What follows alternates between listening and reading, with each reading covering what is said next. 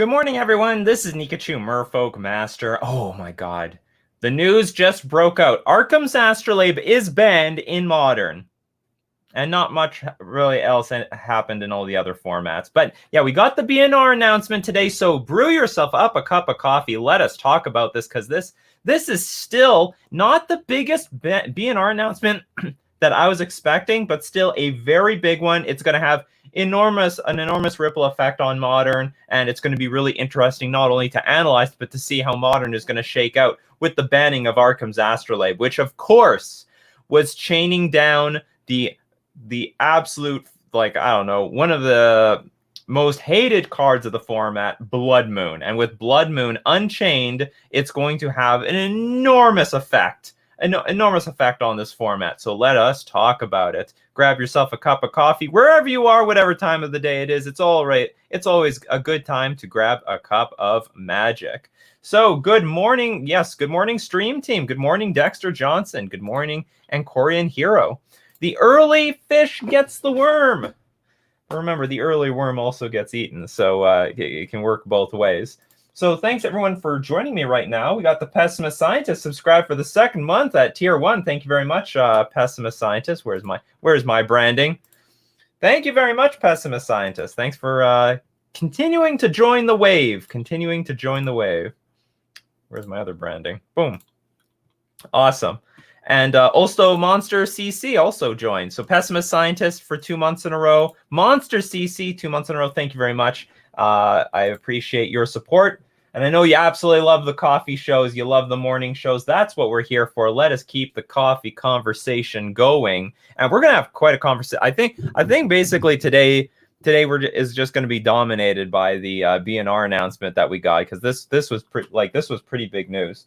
Pretty earth-shattering news.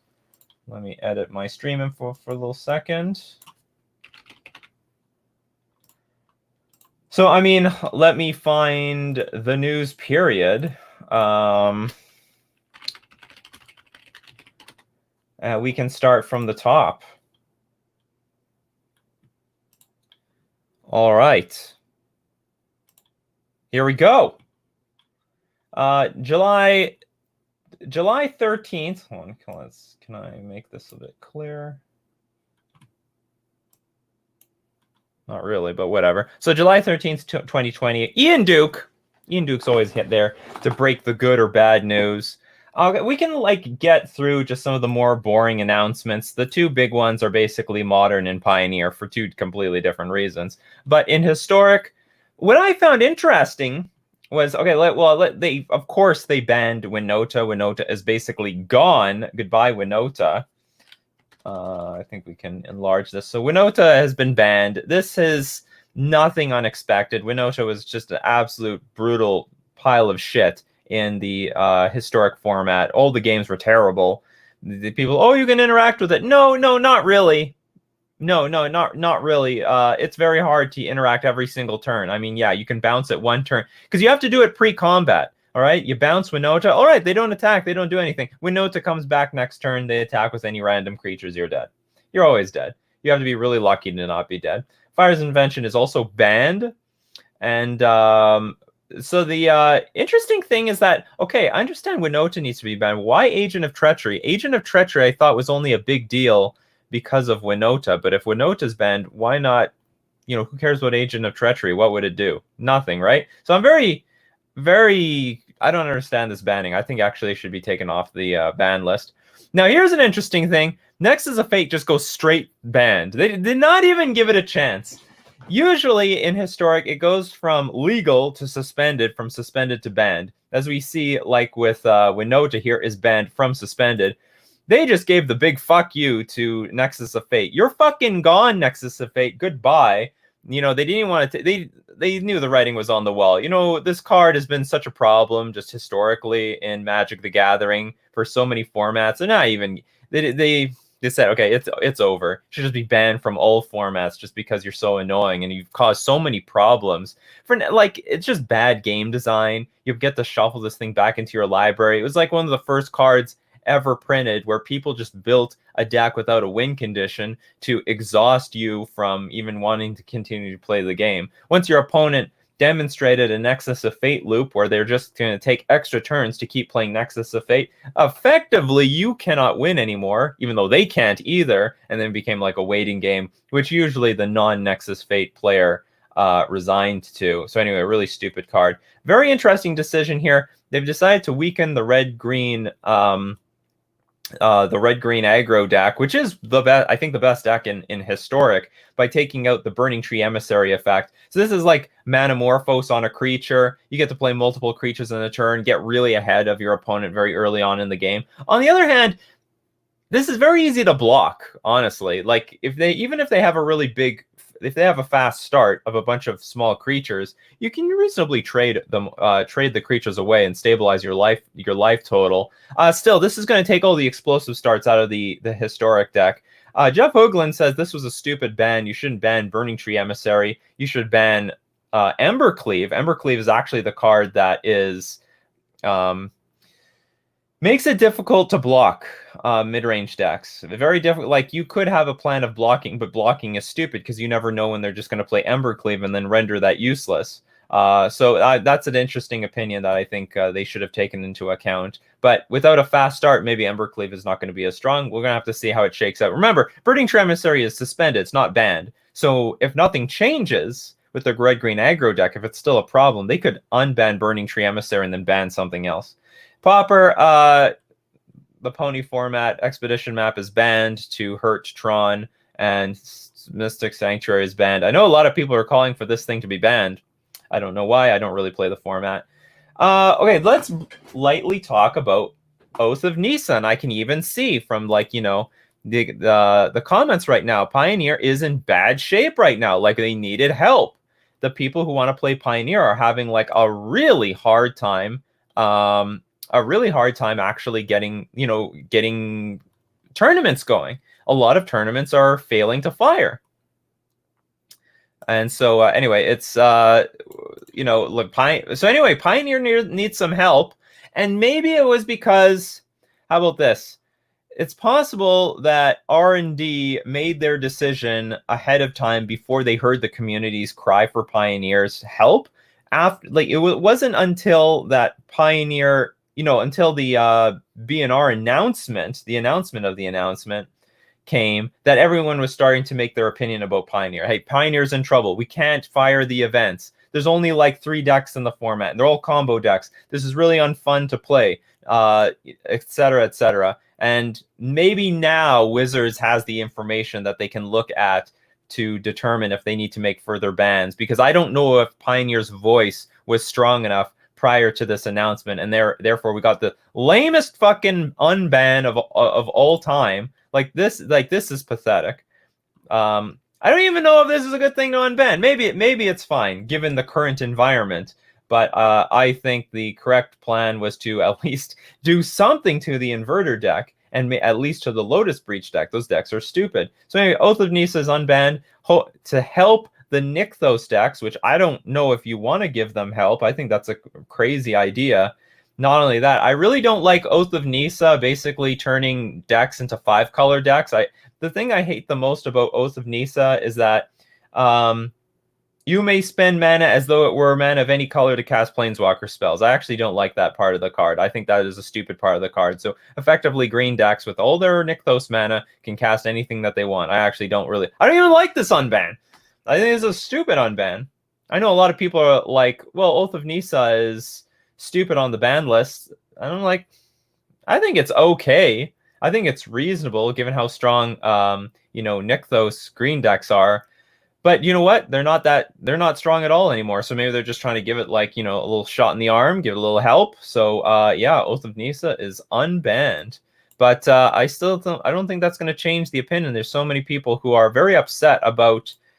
I mean, the real news to the Pioneer change is that they're not changing much, and people do want to see change. I personally would be more curious to know how well this is going to shake out for Pioneer if they made a big event that was Pioneer. They said, okay, this is going to be a Pioneer GP online or something. It's Pioneer. Everyone has to play it. And if the numbers were still low, because right now, in my opinion, Wizards of the Coast is guiding the competitive scene in all directions except Pioneer.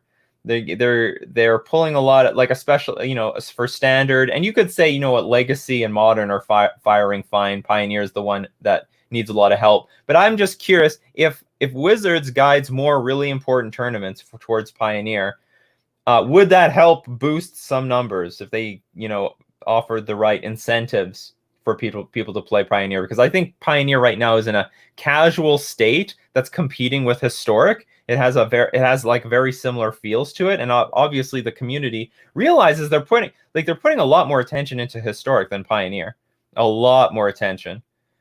It is like one of the it's definitely taken priority in terms of attention than Pioneer is. Pioneer has been like pushed to the wayside. They're not really paying attention to Pioneer. I don't even know if they know what the hell is going on here. But anyway, I think the community has voiced their opinion very clearly. You know, save us. We like Pioneer.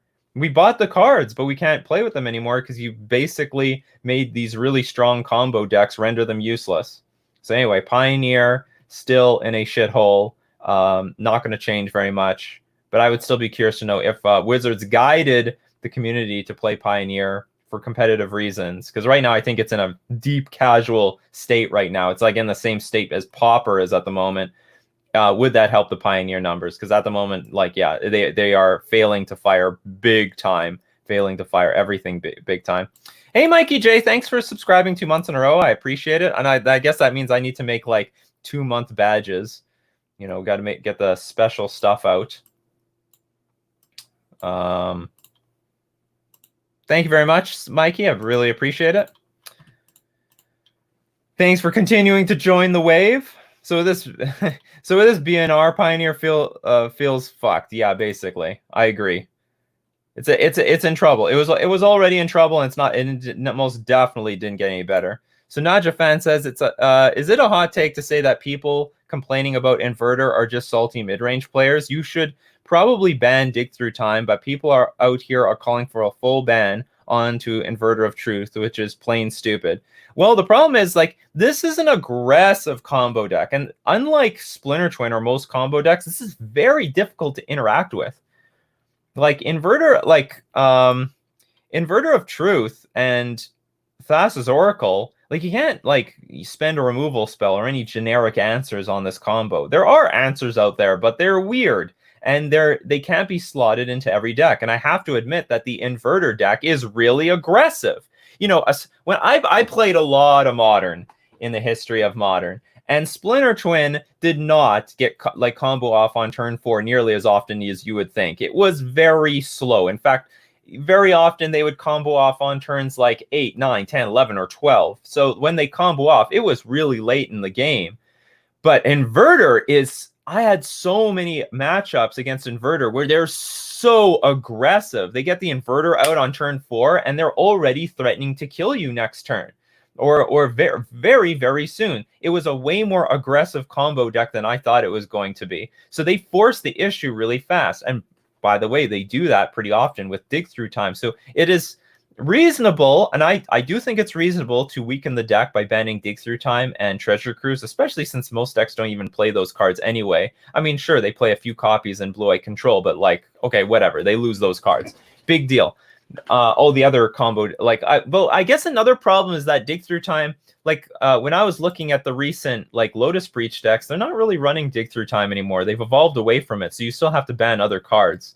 But anyway, like, it's hard to tell. You know, I would assume that some mid-range players would be good against Inverter because you have access to Thoughtseize, but like mid-range is still good too.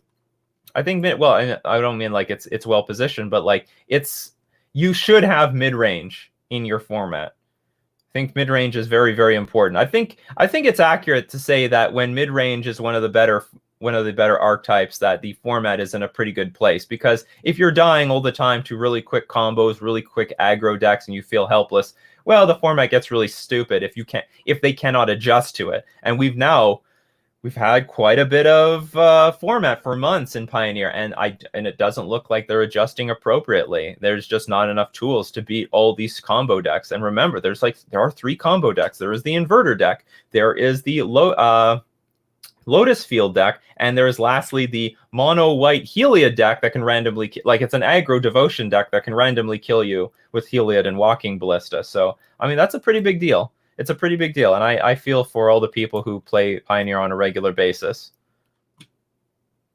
Doesn't feel like Wizards of the Coast will work that hard to make sure Pioneer comes to Arena like they once said. I think it's on its way. I think everything is slow when it comes to I think everything is slower to enable than you would think. Like people wanted Arena on Mac for like since the beginning, and it just came out. So I think Pioneer is coming to Arena, but in a much slower manner. All right, let's get to like the really cool news. Arcum's Astrolabe is banned in Modern. So and like I said, it could have gone either way. It could have been Uro. It could have been Arcum's Astrolabe. It's Arcum's Astrolabe. Can I have a better? Let's just go to Scryfall.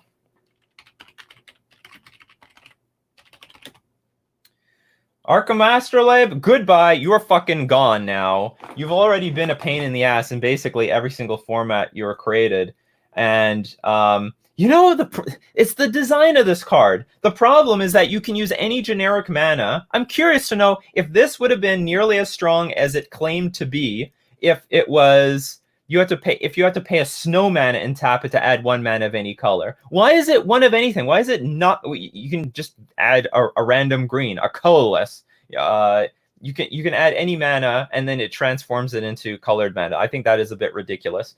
So.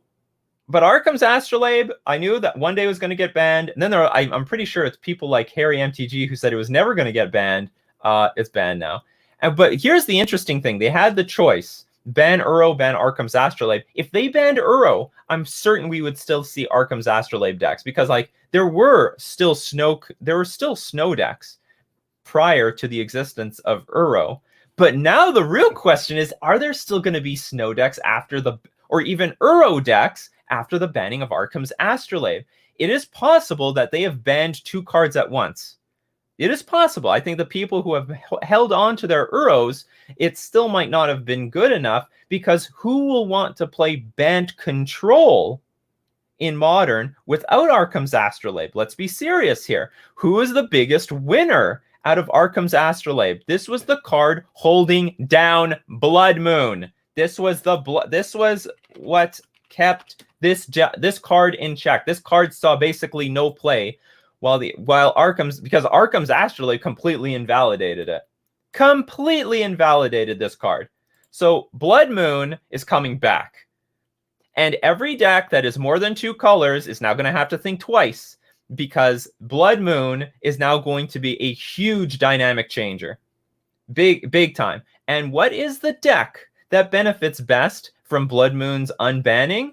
Red-green aggro, or red-green Ponza.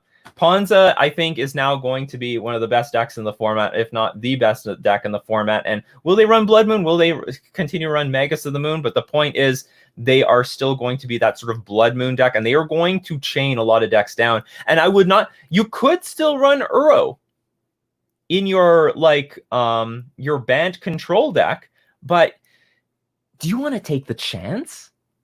Like, Blue-White Control has such good mana. Like, the mana is great in Blue-White Control. Why would you want to take that chance? You know, Ice Fang Quaddle is not going to be what it used to be. Like, I could totally see someone playing Uro after the banning of Arcum's Astrolabe, but it's a lot harder to think if they were going to play Ice Fang. Ice Fang Quaddle gets a lot worse in a 3-color deck. It's not going to be good on defense anymore, not immediately. You can draw a card, you can chump block, but it's not going to have Death Touch until you have 3 snow lands in play. And what lands are they going to be? Going to be snow-covered plains, going to be snow-covered forest, snow-covered island? Like, that's not going to help you cast your Cryptic command. And then if you get like forest, island, then you can't cast Teferis or Supreme Verdict or anything like that. Suddenly the mana is going to get really awkward really fast. I'm relatively certain that they ban 2 cards at once here. I think this is a situation where I think they banned 2 cards at once. They might have... Uro will still see play. I think it could still see play if we're talking seriously. Uro. Oh yeah, I forgot Uro. There's a million Uros. I think the best archetype that Uro might still see play is the Urza deck, which I think can survive without Arcum's Astrolabe. I think that could be a thing. But and they could still run Uro because they can just go Simic. They said, we're a Simic deck. We're not trying to BS around here with too many colors. They could go Island, Island, Forest, all snow permanents, fine, and live with that. Cast Uro relatively well with a breeding pool, a snow forest, 2 snow islands. But I don't think we're going to see the 3-color snow control decks. I think they're big losers from this banning. So I think the banning of Arcum's Astrolabe, which is going to unlock the chains of Blood Moon, are going to wipe out a lot of 3-color decks that we were seeing in the metagame, especially since we've got a really good Blood Moon deck in the format. Red Green Ponza. It's a strong deck. It's already there, and they are the one that's going to benefit the most out of this. Hands down. Hands down. So if you're just joining me today, this is Coffee and MTG with Nikachu. We're just talking about the bannings because I think all the discussion today is going to be on the bannings. So Arcum's Astrolabe, the 2 biggest pieces of news is the inaction in Pioneer and the banning of Arcum's Astrolabe. And how the format's going to shake out after that by reintroducing Blood Moon into the format is going to be very interesting because that's going to have a huge ripple effect. Huge ripple effect. And also they didn't even like unban anything. So all the people who speculated on Splinter Twin and Birthing Pod, those are the losers as well. They're big losers. I feel like when Splinter Twin goes down enough in price, I should just buy them up again so that when the next BNR announcement happens, I can sell them when they go back up, because that seems like some pretty easy money. Blizzard Beam subscribed 2 months in a row. Thank you very much for continuing to join the wave. Blizzard Beam, thank you very much. I really appreciate it. So good morning, Niels Nielsen, Mikey J. So how this is all going to shake out, it's going to be very interesting. Yeah, so Jan first says, hey, Nikachu, now that Labe is out, do you also think we'll see a Gruul Infest? We will, absolutely. I do think that Labe is OP, but it doesn't feel a fair ban on a format that Ren and 6 is free. Also, Labe Hammered kills Quaddle. So I don't know if it kills Quaddle. Like I said, I think it's going to make Quaddle more fair. Quaddle, by the way, still sees play on turn 3, 5, 6, 7, and 8. And it's very difficult, even as a creature-based player, to attack into Quaddle. I mean, we can look at Quaddle. This is just not going to be nearly as effective on turn, 2 as it used to be. But I think it's still going to see play, but it's only going to see play in, the Erosa deck. It's just going to be hard. Because I don't think any 3-color deck is going to survive this. I generally don't think it's going to happen. I mean, maybe Uro is so good that Bant is still going to be strong, even in the face of Blood Moon. But I honestly think that control decks like to go the safer route to be resistant to Blood Moon. And that's why we saw traditionally the decks that we see in control, the colors are blue-white and Jeskai. Because Jeskai, even after the Blood Moon has come out, all right, I can use the mountains. I'm a Jeskai control deck. And blue-white, it's a 2-color deck. And you just basically grab all the islands and plains out of your deck to play around Blood Moon near as much as possible. So that's why we only saw those colors of decks. And that's why actually I had a lot of respect for Arcum's Astrolabe in the format. For the first time ever, we saw Bant control. For the first time ever in this format, we saw Sultai control. We saw control variations that could never exist because Blood Moon existed. Blood Moon prevents all those things. It shuts down the color pie in those directions. Would it be interesting? Maybe this is an interesting discussion. Should Blood Moon be banned? If you ban Blood Moon, you definitely bring those all those Bant control decks and Sultai decks back. This is actually proof that Arcum's Astrolabe freed the format up a little bit. Blood Moon inhibited the format. I understand there is the argument, you have Blood Moon in the format to prevent decks from getting too greedy. I don't know, is it too greedy to have a bunch of fetches and shocks in your deck? You still take damage, although it gets undermined very easily when you have Uro, because you can gain all the life back. So, 101, Nick, I'm certain that Blue-White Control is going to come back. That, in some way, is a winner. I would say that Bant Control is a loser out of all this, and Blue-White Control is a winner out of all this. So if you like Blue-White Control, and if you like Stoneblade, Like, if you like Stoneforge Mystic, I think that's going to be a winner out of all this, because if people are playing less Bant control, less Sultai control, then they're going to go back to the control-ish variants that existed before, which are like Stoneblade and Blue-White control, which I think can also survive Blood Moon in the formats easily. Yeah, well, Tuxtep says Uro is still good, but you'll have to actually pay for your third color properly, and the price I think is going to be too high. I mean, traditionally we don't see that many 3-color decks unless they've got red in them. That's why I think Jund has always been like a thing, because you can utilize your mana even after a Blood Moon has hit the battlefield. You can still play Kolaghan's Command off of those fetch lands. You can still play Temur Battle Rage, but you can't do shit with your mana if you're like in the Bant colors, if you're in the Sultai colors. Those parts of the color pie have been suppressed in Modern for forever, and we only got to see them just recently because Arcum's Astrolabe offered the protection needed to play around Blood Moon. So I think the cost is going to be too high. Competitive control players are just going to want to go all in on a 2-color deck. Yeah, basically Blood Moon is tier 1. Also, probably Magus of the Moon is going. So 2 big, in terms of cards, Blood Moon and Magus of the Moon are like big winners out of all of this. It wouldn't matter if you had to pay Snow Mana, since they pretty much just use just basics. No, that's not true, Days 90. They used fetches into dual lands. They got their breeding pools out, they got the hollowed fountains out, and they could use that mana and turn it into anything they wanted. So and they do want to do that. Like, you look at a Bant deck. How do you have Uro mana and Supreme Verdict mana by turn 4? You need to get a white source out at some point. And oh, I see what you mean. If Arcum's Astrolabe is in the format, I think it would hurt a little. It would definitely hurt it, but I don't think it would hurt it nearly. I would admit it's not going to hurt it as much as, strictly banning Arcum's Astrolabe.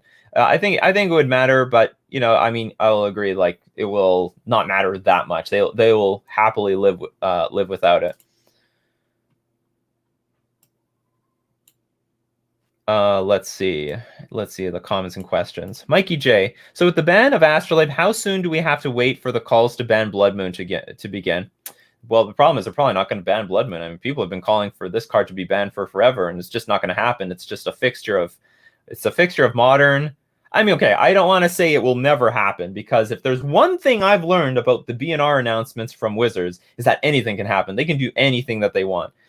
So Blood Moon definitely, I mean, it's possible it could get banned, but probably not. We're going to see how it's... Well, we're just going to have to see, wait what happens. People can call for Blood Moon all they want, but like, I just doubt it's actually going to happen. Yeah, oh yeah, Dead of Winter gets worse. Dead of Winter might be dead right now. It just might be dead.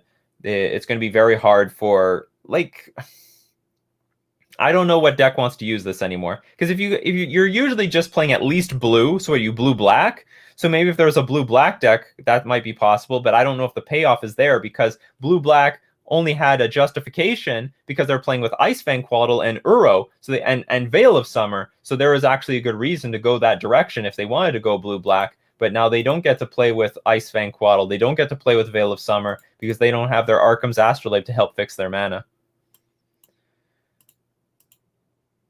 I don't really think Icefang is unplayable right now. It's just it's just not playable, and it's probably not playable in the control decks. Control decks probably are not very happy about this card band. They're not happy about Arcum's Astrolabe band. It's going to make that very difficult. I think Icefang Quaddle will still have a place in like the Uroza deck, because that can. I think Uroza will still run Icefang Quaddle. I think they can survive without Arcum's Astrolabe.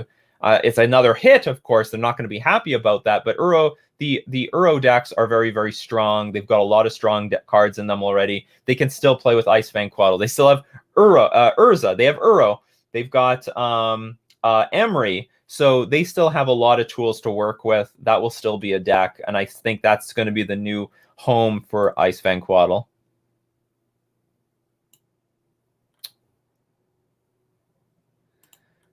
Amulet played Uro? Is that true? I don't know. I don't know about that. I don't remember them playing Uro. Mr. Wian says, does this mean we can stop running snow basics? Great question. Excellent question. I'd love to address this because a lot of people are excited to start sleeving up their basics. Probably people are not going to like my news, but no, you're going to here's how it's going to be. If there is a single deck in the format that plays with snow lands, you cannot, you shouldn't at a competitive level play with non-snow lands. And if there's a single deck playing with Icefang Quaddle, if there is a single deck playing with like basically it just comes down to like Icefang Quaddle, right? And if the Urza decks are still playing with Icefang Quaddle, you technically should still be playing with snow basics, both in the forest and the islands.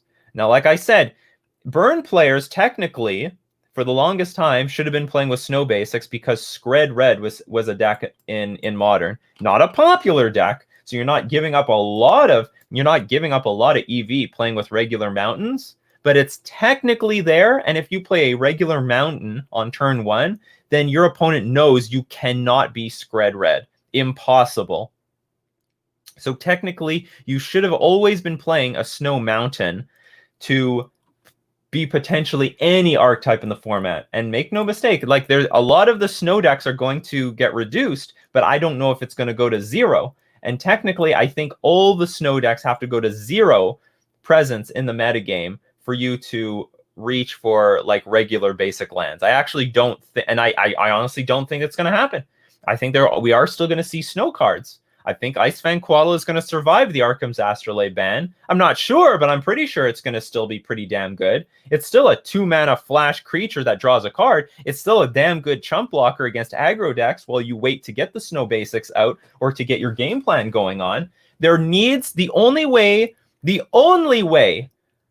only reason we should not play snow basics is if there is a punishment for snow basics.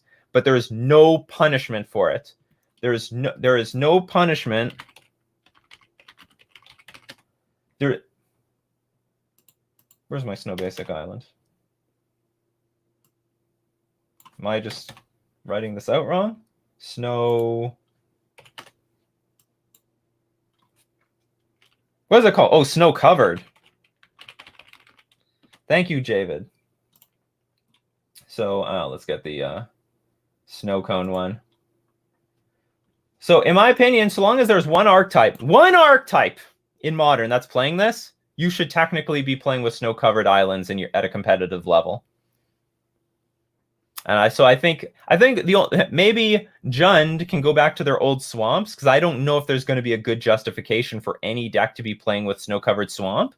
So maybe swamp is going to be unchained. Maybe Plains is going to be unchained if all the Bant control decks decide to go back to like all this the Bant control deck goes to blue-white control. Maybe that will be unchained, but I don't think the island is. I think forest and island are very likely still going to see play in modern. Therefore, you should still be playing them. I mean, if you want, you don't have to play them, but then you're going to tell your opponent immediately, I'm not an Urza deck. And if you're not an Urza deck, what other kind of deck can you be? And it's possible that other decks will still follow suit, like the control decks will still play with snow-covered islands, because like Urza decks playing with Icefang Quaddle still need this. So like that's what's going to come down to. I honestly think that until Wizards strictly prints cards that will punish you for playing snow-covered basics, that you have no reason to not play snow-covered basics. You have to play them. If you want that competitive edge, you have to play them. Or you play them, I guess, if you, how do I put it? You want to misdirect your opponent to thinking that you're an Urza deck. But it all depends. It all depends. Now people are calling for, Astrolabe to be banned in Legacy. Probably, like, it would seem like a card that would be banned in Legacy, wouldn't it? So we see like there's a lot of, it's hard to predict exactly what's going to happen, but there's like it's going to be a very unique, it's going to be interesting to see how modern shakes out in the next few months. We know there are some clear winners, but how, it's the economics of modern are always very complicated, because like if Blood Moon goes up and crushes certain decks down, then that means, do the other winners, how are the other winners that are going to come up from those decks getting crushed going to affect the modern metagame? All right, I know you guys are like, there's a lot of comments out there. I'm super behind. A lot of discussion. Love it, people. Contra says, am I going to play Historic this afternoon? Maybe. I might play Historic because there's going to be an update on Magic the Gathering Online, but I'll see what happens. And Shadow Walker says, I predict an emergency BNR in the coming weeks. Maybe in response to this announcement, they'll like listen to the Pioneer thing. Do you think Abundant Growth will be played over Astrolabe? I think I know what you're talking about. And I think no. So Abundant Growth says, when enters the battlefield, draw a card, add 1 mana of any color to your mana pool. I think, like, maybe it will, but Pawns is going to blow this land up in 2-for-1 you. I know, I mean, well, maybe not 2-for-1. It's still 1-for-1 because you drew a card out of Abundant Growth. Well, we're going to have to see. It's possible. Anything is possible. Some archetypes might want to play this, but it's a more fragile card. I mean, like, it's not impossible to bounce lands. Well, so anyway, it's going to be interesting. I'm because I don't know how well this is going to work or interact in, say, Urza or the control decks. It's definitely a cantrip, but you need to have green mana on turn 1, which is like awkward. But I don't know. I have nothing against specifically this card, but you are going to be slightly more vulnerable, at least in tempo, even though it's not a lot of tempo, if they like just blow up the land with pillage, for example. But I don't know. It's possible. It's possible. Yeah, ban Blood Moon. It's a police of the format, like Thoughtseize and Chalice. Well, you know, that's one way people like to look at it. And maybe Pioneer would be different if they had Blood Moon. Maybe Pioneer would be different if they had Blood Moon. So Arcum's Astrolabe, it doesn't render Uro useless, unplayable, but it's definitely going to get kicked out of a lot of decks. It's not going to be that easy to play anymore. You know, you're good. Because it needs to be, now I think if you go like if you want to play Uro, I mean, let's get Uro on here. Ugh, why do I do this? Because if you want to go Uro, you have to go Simic. Because the cost, or you can go, okay, there's something I didn't think about. You go Teamer. Because you go Teamer and you got Blood Moon, hopefully you can still use the red mana. So even like Teamer Uroza, which is also still a thing, by the way, like they splash red quite consistently. For Galvanic Blast and a few other cards, they could go that route, I guess. So maybe Teamer or Simic, because you have to be able to utilize Blood Moon after it's hit the battlefield. You have to be able to use Uro. Neil says, how do you think Jeskai is going to do now that Uro isn't going to see much play? I think Jeskai is still in a really poor spot. Well, we'll see. I mean, there's like Mono Red Prowess that is coming up right now. And Burn is still around, and those I think are fine matchups for Jeskai. But the deal is that Jeskai, if you want to play with Lightning Helix and like Lightning Bolt as your main win conditions and kill conditions, it's in a bad spot right now. I mean, what are they going to do against Red-Green Ponza? What do they do against Eldrazi-tron? What do they do against anything? Like the creatures are really big. Even still, what are they going to do against like Uroza? They don't kill Urza. They're probably useless. I mean, they're not useless, but like they're not the greatest valued against Emery, because Emery's still putting stuff in the graveyard. Doesn't do anything to Uro. So like that, I think that's the problem with Jeskai control in general, because Jeskai, the creatures are just too big now and have outclassed their removal spells. Completely outclassed. Betamax says, Veil of Summer is going to be in literally every deck. Ponza, Red-Green Tron, Bant Stoneblade, Infect, Hardened Scales, Amulet, hell, even humans. Anything that doesn't want its creatures killed or its spells countered. Maybe. I mean, but there are two very large archetypes that just lost Veil of Summer. And that is this, like Bant control and Sultai control. They are big losers out of all this. And also, there's a lot of decks, like, for example, you said Bant Stoneblade. I don't know if Bant Stoneblade wins. I don't know if Bant Stoneblade can survive. Let's get Blood Moon. You're naming a lot of archetypes, and that's the thing. That's the complication of this effect of Arcum's Astrolabe getting banned. Okay, Arcum's Astrolabe gets banned. Blood Moon goes up. So Astrolabe down. Blood Moon goes up.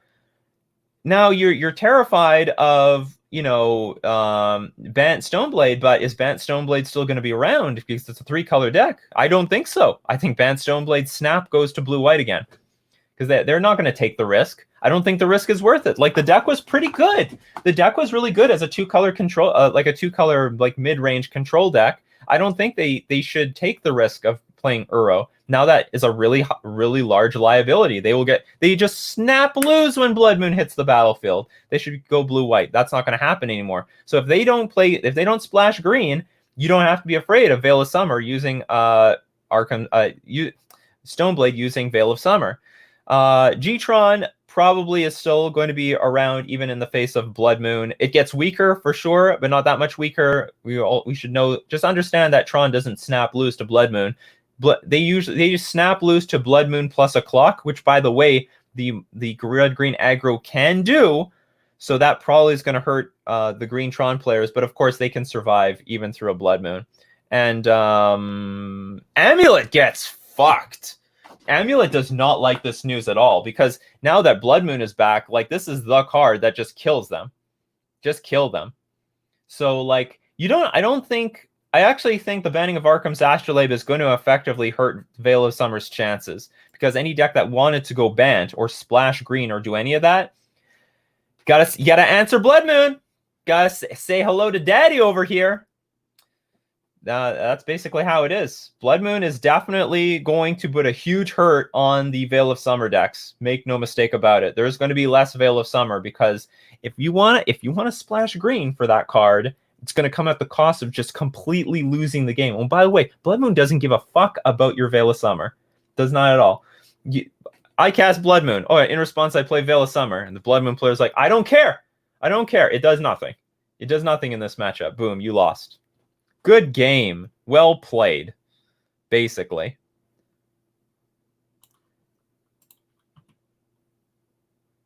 Let's just like to thank Kiosk for subscribing for the second month. Thank you very much, Kiosk. I'll thank you more formally if I can find you in the chat where where you resubscribe. But thank you very much for the subscription. Here, I'll give you the thank you right here. Thanks, Kiosk, for subscribing. If you love these talks, if you love these shows, send me your Amazon Primes. Give them to me. So I'm probably pulling a lot of people from YouTube to Amazon. If you got I'm pulling a lot of people from YouTube to Twitch. Give me your Amazon Prime. There's some untouched primes out there. Does Simic Merfolk have enough snow basics to run Ice Fang? Is it too slow? I think we have enough snow basics, but the problem is it's not an aggressive card. It's a defensive card. Ice Fang Quaddle is a card that you want to have on defense. I don't know if that's what Merfolk wants. Merfolk needs something with the counter attack at some point. I could be wrong. Maybe we could have played Ice Fang the entire time, but I doubt it. So yeah, the banning of Arcum's Astrolabe.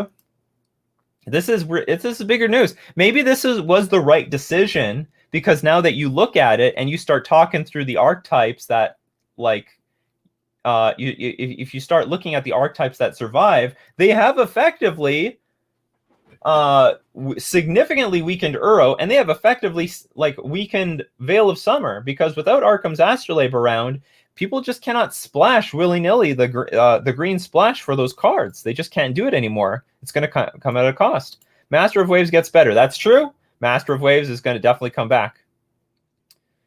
You know what? I think we're going to have to say no deck reviews today. This news is too big. The news is too big. So there's going to be no deck reviews today. We'll get back to deck reviews tomorrow. And bring your control decks for review, because we have if I still have it scheduled, we're going to have a control player on the stream. Bring your control decks. Thanks, Seas of Cheese, for subscribing with Twitch Prime. That's right. Get those Twitch Primes. Here, I got a Seas subscribe. Thank you very much.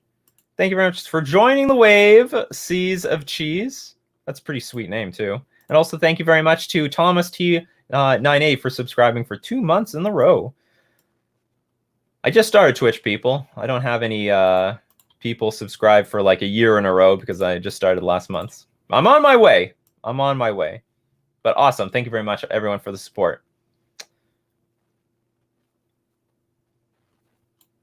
PowerPoint is boring. I don't think that Snow Mountain matters that much for burn. They always play a 1-drop, which Scred doesn't play, so the cat is out of the bag anyways. But that's the thing. They don't always do it. Sometimes they play basic Mountain Pass, holding up Lightning Bolt, because they plan to play like Eidolon of the Great Revel. And that's the point. They like most of the time, yes, but not all the time. That's why you have the snow basics there for the turns that you don't reveal yourself what your deck is, to create the illusion that you're something else. Same thing with Merfolk. I'm not always going basic land Benthic Biomancer or basic land Ether Vial, where they would immediately know that I'm a Merfolk deck. Sometimes I go basic Island Pass. And so that's why we play with the basic snow islands, the snow-covered islands, because in the times that I do go basic land, snow-covered island pass, they at least I give them the illusion that maybe I could be a snow deck. My name is Nikachu online, so they know I'm playing Merfolk anyway. But yeah. So as Shampoo says, I'm an Rosa player. What do you think is going to be the direction that they take? Utopia Sprawl, maybe, but they won't be enough artifacts for Urza to be good. Maybe the version that doesn't draw a card. So some things that I heard, this is a great question for the Urza players. Something I heard is like Chromatic Sphere or Star. Okay, what's Sphere? I don't remember which one's better. So you have something you can play at 1 mana and will cantrip and you draws cards. So this is probably a decent replacement. It will be a color fixer if you need it. If you want to go 3 colors, I think it's going to be very good in that matter. So a star is better, they say. Drakenar says star is better. Let's go. This one says sacrifice it, draw a card. Oh, star is better because if it just hits the battlefield, if it goes to the graveyard in any way, you draw a card, right? Yeah, so when it's put in the graveyard from play, draw a card. So you don't even have to activate it. If someone just destroys all artifacts in play, you still get the value. So this could be, and you can bring this back with Emery, all right? So this is actually a pretty good replacement card. You still have artifact density. You can still tap it for mana or whatever with your Urza. It's going to act in a very similar manner. So I think that Urza, and between Chromatic Star and also Chromatic Sphere, I think Urza is definitely going to survive this banning. The Urza is too strong. Uro is too strong. Icefang Quaddle is too strong. I think they're going to survive pretty well. They're definitely going to be taken down a peg. I don't know how much down they're going to be taken, but it's going to be interesting to see. I mean, maybe they're going to win big time out of this. Who knows? Maybe the Blood Moon deck. Maybe Blood Moon is going to tear apart all of Urza's enemies. Like now, this will be the premier. Like the Urza. Urza's basically the. Well, there's too many Urza cards. Urza might be is basically going to be the premier snow control deck now, right? And it can do it even in Simic colors. And with Chromatic Sphere and even with Blood Moon in the format, it could go Teamer if they wanted to. It's not that hard. I don't think it's too hard. So I do believe that I do think that Urza is going to survive pretty comfortably. I don't think the Urza players have anything particularly to worry about. Worst case scenario, you go 2 colors. That's the worst case scenario, and it won't be that bad. It's going to be okay. It's going to be okay. Dios Droglogos. How do you feel Gruul midrange Ponza will be matched up against snow decks without Astrolabe for fixing through Astrolabe? So, I mean, like I said, I think Urza decks are going to do fine. If they go 2 colors, it will be much more difficult, more complicated if they decide to go 3 route. So I think the matchups between, well, because the thing is, a lot of the snow decks just basically got banned, in my opinion. I think if Blood Moon is back on the menu, they're not going to take the chance. They won't. They'll try, but I think inevitably, okay, one of 2 things are going to be true. Either Uro is so damn good. Where's Uro? Come back, Uro. One of 2 things are going to be true. Either Uro is so good, this card is so powerful, so busted, that it's worth playing 3 colors in the face of a Blood Moon metagame, or the risk is too high to go 3 colors, and control decks will go from snow control to regular control in a heartbeat. And they'll go back to blue-white, which is the tried and true deck that, you know, did very well, even in a Blood Moon metagame, did not care about Arcum's Astrolabe at all. Sorry, did not care about about when Arcum's Astrolabe did not exist in the format. They did fine in Blood Moon. So So either this card is so damn powerful that it's worth splashing 3 colors, or it's not. And I'm tending to believe that it's not. Most control decks have been the most successful at 2 colors. Blue-white is a tried and true like variation. It's been super tried and true. Kyle Nano says, thoughts on Croxa in Death Shadow builds with this BNR helping decks with red and 2 color. Does this become super viable? It's possible. It's possible. I think Croxa is a very strong card, and obviously Death Shadow was the deck to I mean, Death Shadow is the virtual successor to Jund, period. And it has more success, at least in the last few years, than Jund has. And if Jund can play Croxa, I don't see any reason why Grixis can't play Croxa. It's a reasonable card, reasonable threat. I guess maybe the deal is like how many win conditions do you want? And they're pretty happy with things like Gurmag Angler, which cannot be fatal pushed. Technically, Croxa can still get fatal pushed, and it's still eating up your graveyard the same way Gurmag Angler is. But I like the effect. I mean, I think everything on this card is good. So I mean, anything is possible. Anything is possible. You know, it took a long time for people to discover that Uro was the best spot for Uro was Bant Control. Took a while. It wasn't immediate. People tried to build decks around Uro, and instead of just throwing into a deck that was already good, and maybe that's just what has to happen with Croxa. Maybe you just got to throw it into a Death Shadow deck and see what happens. But I don't play Death Shadow, so I can't be certain. Hi, Nikachu. How about Mystic Sanctuary? I thought they would ban that card. It's just so annoying to play against, especially if you are playing an aggro deck. Well, yeah, I get it. Oh, it's always... There's so many things that are called mystical. So I think Mystic Sanctuary only gets broken and busted the moment you can draw cards every turn. But that might be a lot harder to do if Uro is banned. So, for example, you Mystic Sanctuary the card on top of your library, but you don't have access to it yet. So the deal is there isn't even a cryptic loop until you can draw a card every single turn. So you cryptic command, tap your opponent's team, bounce Mystic Sanctuary to your hand, replay Mystic Sanctuary, put Cryptic back on top of your library, but now you have a turn to do something. And I've won a lot of matches with that one turn. And the only way that this gets busted is if there's a Jace the Mind Sculptor or a Teferi Hero of Dominaria or an Uro on the battlefield to draw the card immediately and keep you locked out of the game. But without a draw engine already on the battlefield, Mystic Sanctuary is a strong card, but I don't think it's overpowered. I understand it's annoying. Just got banned in Pauper. That might say that sets a precedent, to be honest. I mean, Astrolabe got banned in Pauper, and now we see Astrolabe banned in Modern. The weird thing is, like, it brings a card back from the graveyard. There's so much graveyard interaction these days, and on top of that, even getting. Like, we're bringing in graveyard hate against these control decks, right? Because they play with Snapcaster Mage. They played with Uro. So anyway, I don't think it's too OP, is what I'm trying to say. I don't think it's too OP. Thanks, Decklist. Let's see, hold on. Thank everyone. Thank you, Stay Slapped, for the 2 months. 2 months for joining the wave. Also, thanks to Daedalus Streaming for subscribing for 2 months in a row. Awesome. I appreciate it. Keep those Amazon Primes coming. The Amazon Primes. So anyway, I understand there's a lot of... I just sort of learned in this recent BNR announcement that people wanted Mystic Sanctuary banned. I didn't know people hated it that much. But anyway, I think it's still fine. I think it's okay. But like, given that it got banned in Pauper, it maybe sets the precedent that one day this card can get banned in Modern. So I'm not going to say like it's completely safe or anything like that. And I don't think it changes too much if they ban it. Like, I think control decks will still be pretty strong even with Mystic Sanctuary ban. So like, that also says something about Mystic Sanctuary. Like, we have so many control decks that are already OP, and this is just like the icing on the top.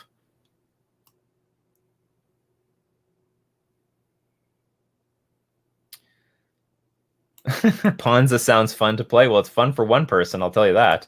It's fun for one side. Yeah, so Lord Magicus says Veil of Summer is the most played card in Modern. I think it's just a as bad a sign as main deck Surgical Extraction. But so now the question is it still going to be a main deck card? Like, is it still going to be the most popular card once now that we have Blood Moon back in the format?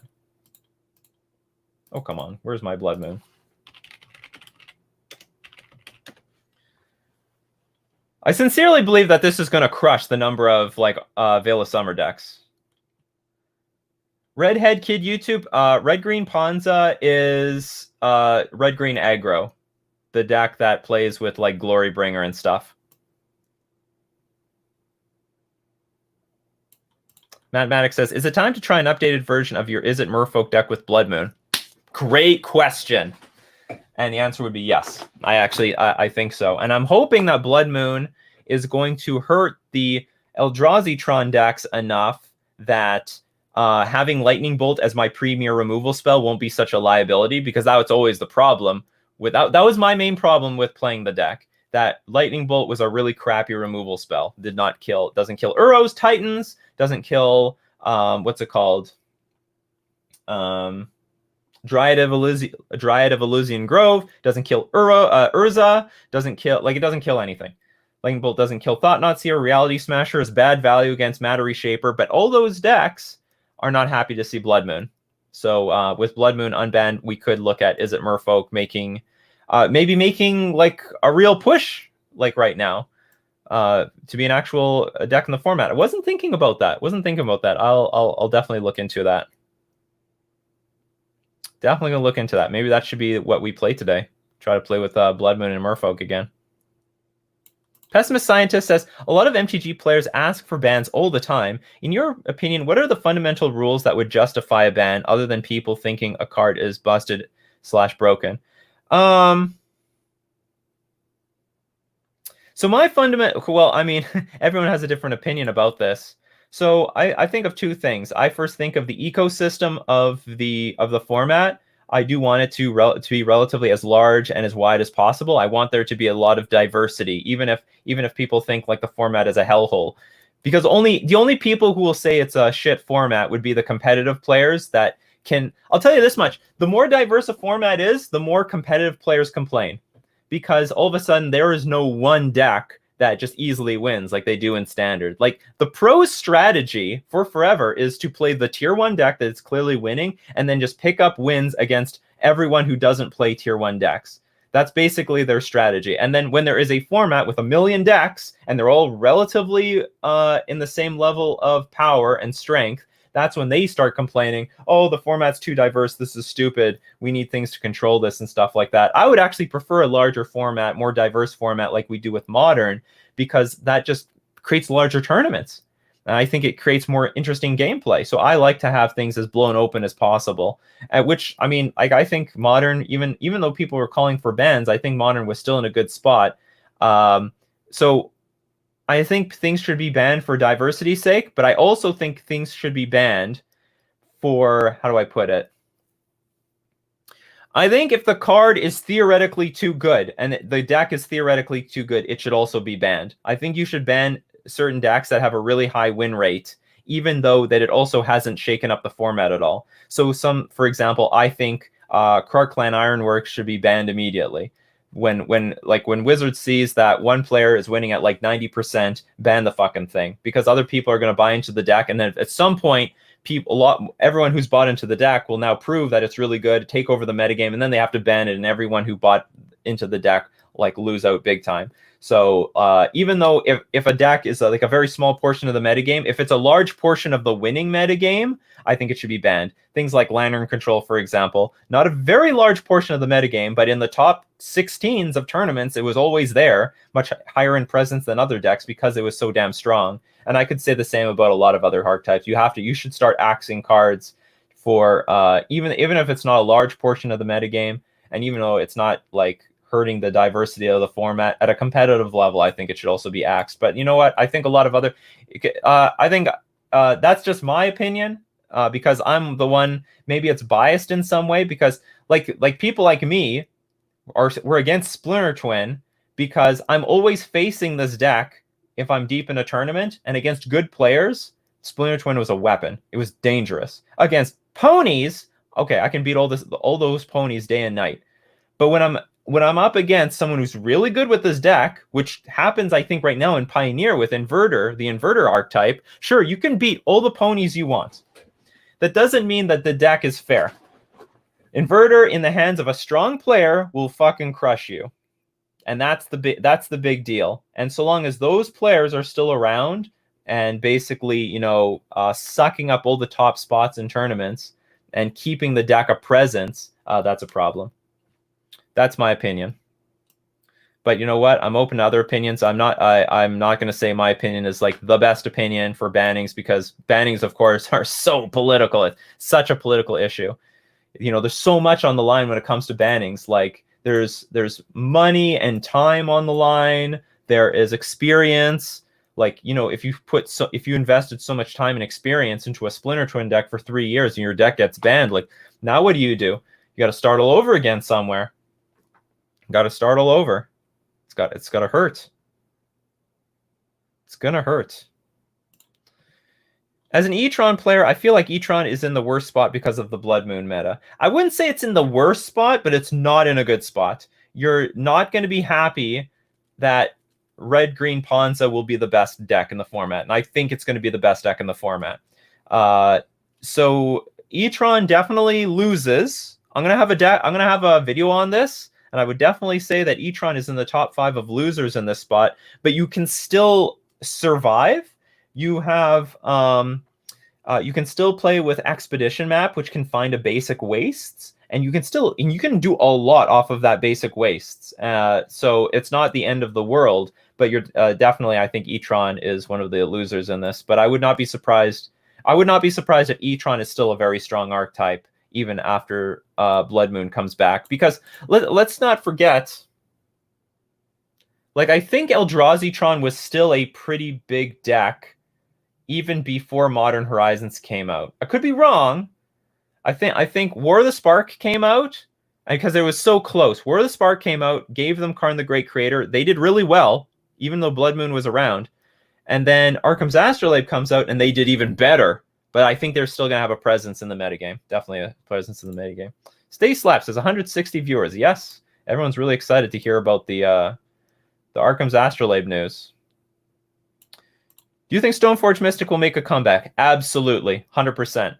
I think the only reason we did not see Stoneforge Mystic is that the Banta and Sultai control decks were just better. They were just strictly better.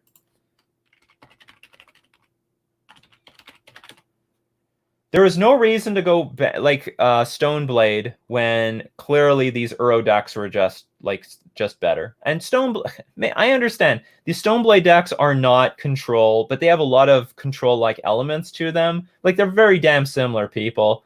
So, and I think a lot of people who played Stoneblade were control players in general. And if they have the choice between Stoneblade and Bant control or Sultai control, they went with one of those Uro snow control decks. But if the cost of playing a 3-color control deck is going to be too high, they're going to go back to Stoneforge Mystic. So Stoneforge Mystic definitely a winner in this BNR announcement. Yeah, KSV26 says plays E-Tron himself. Blood Moon is not the end of the world for the deck. There's definitely ways around it, and you can still play a lot of cards even in the face of a Blood Moon, because you're basically a colorless deck, right? You can still play Chalice of the Void. Chalice of the Void is probably not going to be good against Blood Moon decks, but you get what I'm saying. You've got a lot of colorless cards that you can play anyway. You can play your Karn the Great Creators and stuff.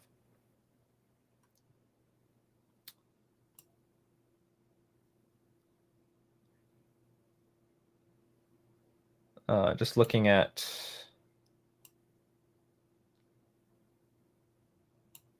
Stay Slap says, subs to channel still gets hit with an ad. Well, you're not supposed to. There's not supposed to be any ads. Or no, that's Twitch's fault. I've definitely disabled that. Oh, people using the emojis. Oh yeah, love the positive reinforcement with the shirt. Oh yeah, you have to be positive.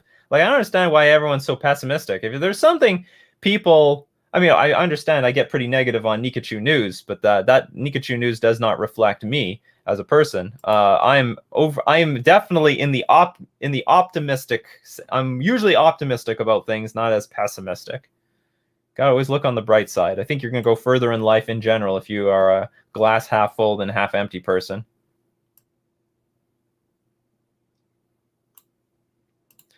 Darth Monopoly. I just hate when they ban cards that affect an entire deck. Like, I wanted Mox Opal banned, but feel bad for the players who invest so much money in decks just to have it washed away with one banning. But the thing is, like, I'm going to be brutally honest again. Like, the card that banned the artifact decks was this one. Like, once Karn the Great Creator was printed, goodbye artifact decks. They died. I know a lot of local artifact players that they switched to something else because they cannot beat this card. This was a beating. This was too large of a beating for those decks. It was just way too much. And like banning Mox Opal did not change much. Basically just said, all right, your banned deck is now also got a card. We removed one of the cards from your banned deck. It's like saying like KCI got Mox Opal banned from it. You know, KCI was already banned and already dead. So in my opinion, the banning of Mox Opal wasn't actually that big of a deal. Chick Waboo says, talking about Blood Moon. I should have just had a Blood Moon tab open. So as Blood Moon's is going to see play, archetypes with red are going to get better. Even Grixis Delver? Probably not. Grixis Delver, I mean, maybe. I shouldn't say, like, you know, nothing's possible. But, like, if you're a Grixis Delver player, why aren't you playing with Death Shadow? You know what I mean? So maybe, I mean, we saw the Grixis Delver, right? When Ikoria came out. So maybe it can come back. But, like, again, it's harder to play a Blood Moon deck when you're 3 colors. It's easier to play it when you're 2 colors. So I would bet more money on a blue-red Delver deck than a Grixis Delver deck.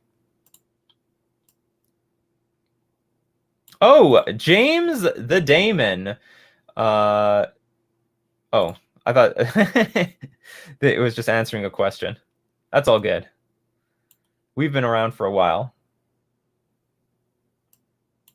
Stay Slap says, I don't feel bad for people who buy into a deck knowing that it might have a chance of getting banned. But here's the problem, Stay Slapped. I'm pretty certain, like, I don't know how to put it. There seems to be this weird psychological mentality amongst Magic players that if they buy into a tier 1 deck, they deserve to be on top forever.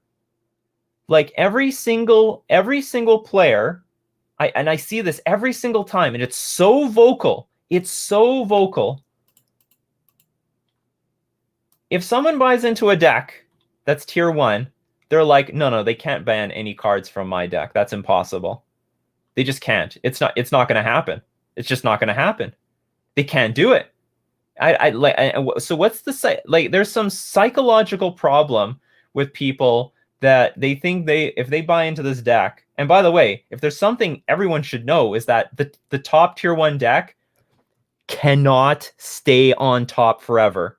It will go down one way or another, either through a banning or Wizards will print an answer to it that will dismantle it, just like they printed Karn the Great Creator for the artifact decks. All right? You know, people say they don't like bannings. They should just print cards. Well, sometimes the cards printed screws you over even more because we don't see any artifact decks basically now because of Karn the Great Creator. Just Hardened Scales Affinity. That's it. So anyway, so I like it gives me a sense that people don't know what's going on. Like when they buy into the deck, they just assume that it will I don't know. So what I'm trying to say is I sort of do feel bad for them because there is some sort of, I don't know, there's something wrong psychologically that they think they're safe because they invested the money into that deck. I don't know how to put it, but like basically anyone with a deck on top basically feels like it should stay there. It's interesting. It's interesting. Wombo combo, no. We went over this. You can see the replay for a better explanation. Urza is not dead.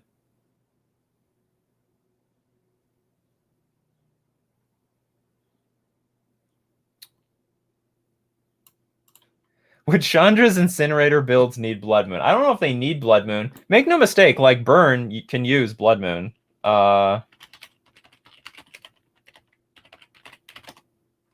Oops. I don't know how to spell Chandra.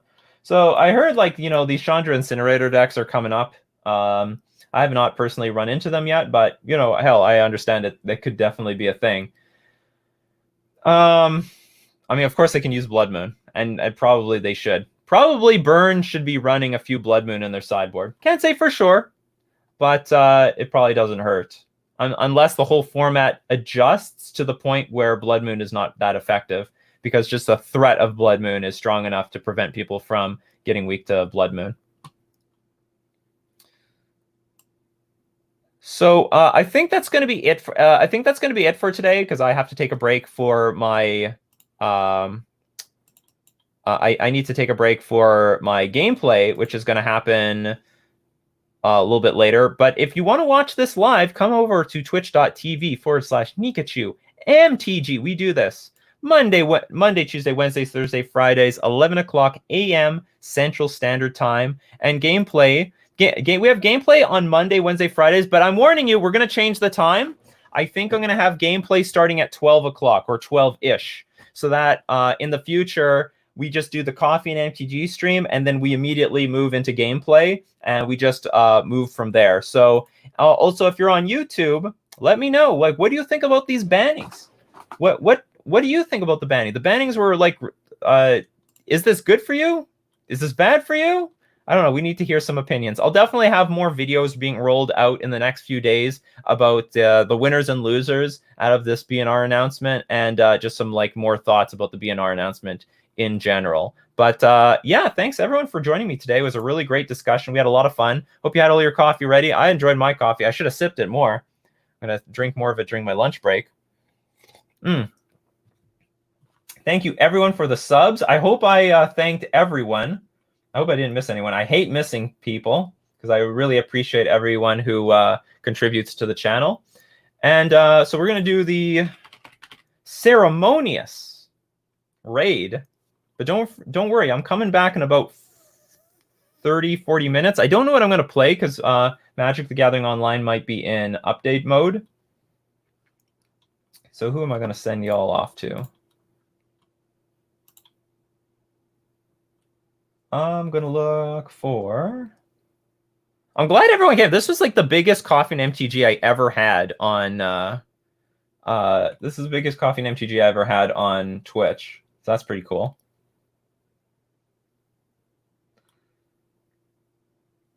Okay, so I'm going to send you off to TSP Yedrick. I think he's playing some sort of control deck. Looks like he's already going back to like Modern Gamer sponsored by... I don't know what he's doing. He's playing control though. So maybe he'll give you an idea of what the future of control looks like in Modern. TSP Yedrick. Raid channel. TSP. Awesome.